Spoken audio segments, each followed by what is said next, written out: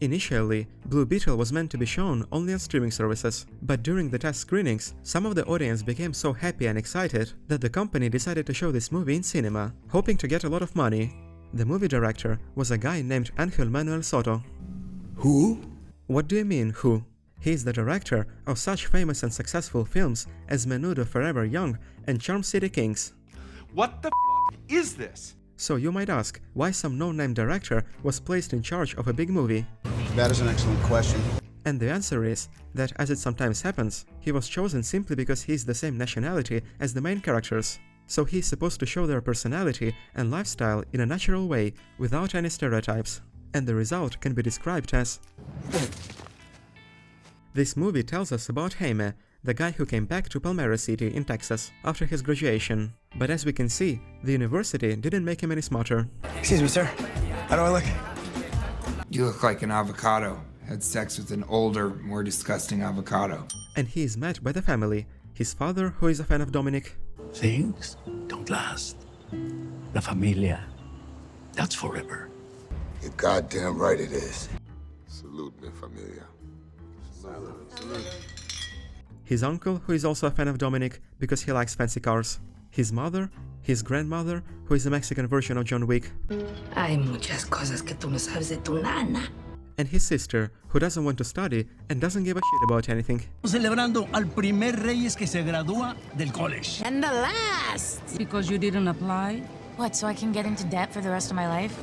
So now, having a diploma, Jaime is expecting this. I still have a degree, right? I'll get a job. Prime job. Yeah, I'm gonna get the money to save this place. I'm the king of the world! But in reality... Somebody shit in the locker. Unfortunately, despite having a diploma, Jaime has to work as a janitor in the house of the main antagonist of this movie, Victoria. But instead of doing his job, he is hanging around the house. And why? Gotta take a shit, bro. Need you to be a lookout. Wait, but the service restrooms are out there. Yeah, and I deserve a luxury dump right now, all right? Échame aguas. You dumb Be a lookout? How is he gonna help if the house owner decides to go to the bathroom? Block the door? So Jaime's sister wants to put both of their jobs at risk, just to show off. Well done. Guess what happens now? And of course, they get caught. Wait, that was lavish. Oh, shit. I think it's time to find a new job, Jaime Reyes. You too, toilet. And these two idiots are sitting and whining that the evil rich people are stopping them from being successful. Doesn't it bother you that they talk about progress and get everything while we have to sit here and go broke? He's delusional. But Jenny, the niece of Victoria, offers Jaime a job. Well, even assholes deserve a second chance. I might be able to get you a job somewhere else in our company. Yes. Oh my gosh, that'd be great. I'll do anything. Really? I'll do anything. And of course, in a movie that is supposed to avoid stereotypes, let's show how evil white people are.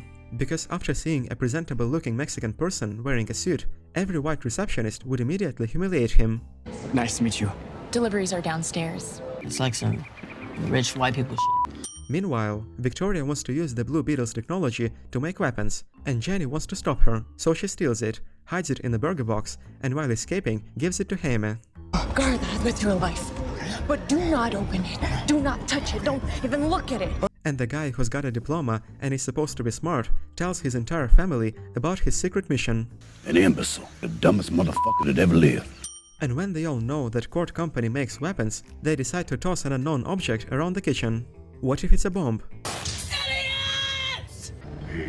And of course, it turns out to be an alien combat suit and a weapon, which activates and possesses Jaime.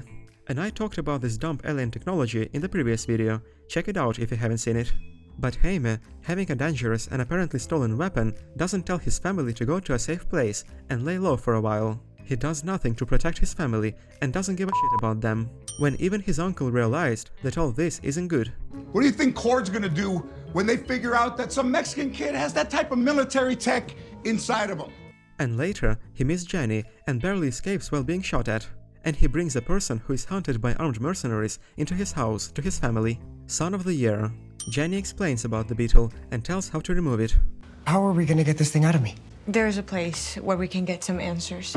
But we need the key. So where's the key? At the court building. And they are lucky that the uncle conveniently has a device that can jam the signals in the entire building. Oh, how convenient. And when the guys are attacked by the lieutenant, or the Mexican version of Iron Man, Jaime still wants to be a moralist. I have an arsenal at my disposal. No weapons! You're an imbecile. When the bad guys clearly want to kill them. And now, since Jaime left one of them alive, they won't stop, and Jaime and his family are in grave danger. What he should have done is to let the suit kill the lieutenant and then kill Victoria. This would save his family, Jenny, and many people's lives in future. And because of his stupidity, Jaime almost gets killed. Just don't hurt my family. The love you feel for your family makes you weak. You just made a big mistake. But since the world-destroying weapon is useless, he is saved by the uncle, who somehow calculated the physics of precisely launching the truck's cargo. Fuck you, science! But when Jaime supposedly cares about his family, he still doesn't tell them to go to a safe place, and goes to Ted's and Jenny's old house to try to remove the suit. But why does he want to remove it now? As soon as he does it, he won't be able to fight the bad guys anymore, and will be dead in a few hours. But I guess he's kinda lucky, because as it turns out, the blue Beetle is gonna stay forever. The only downside that I see is this. Fuck this. Fuck.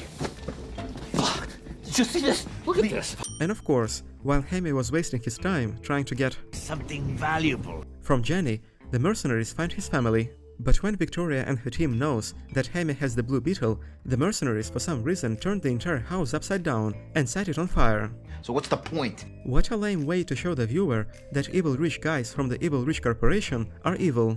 And when Jaime can easily deal with the situation, his father decides to attack armed mercenaries with his bare hands. And obviously, as a prize for being dumb, he gets killed. You seem like a good man. He was an idiot. The bad guys capture Jaime and take him to a secret island, but his family and Jenny decide to save him with the help of Ted's inventions. And the movie that is supposed to avoid stereotypes shows this. Hay muchas cosas que tú no sabes de tu nana.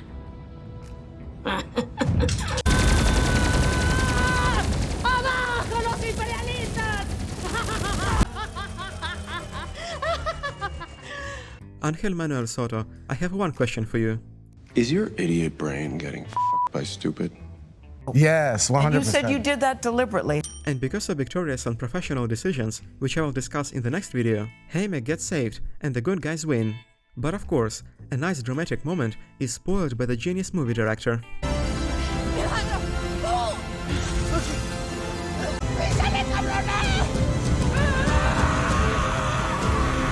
He wanted to make a movie showing Mexicans as heroes and showing their culture. It's a rich and vibrant culture. But instead, he made a movie about screaming clowns. And this guy even wants to make a sequel. And is it wrong to say you've set us up nicely for a sequel? You don't 100%. intend for this? 100%. No hesitation. No! God, please, no! No! No! No!